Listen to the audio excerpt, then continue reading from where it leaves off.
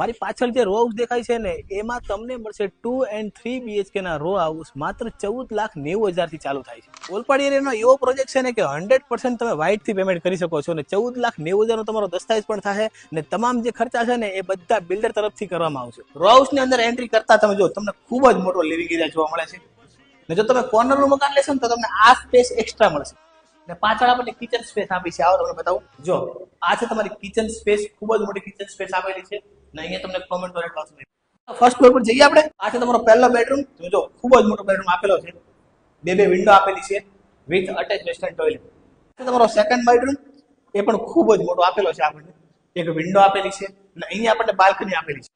આ છે તમારું અટેચ વેસ્ટર્ન ટોયલેટ।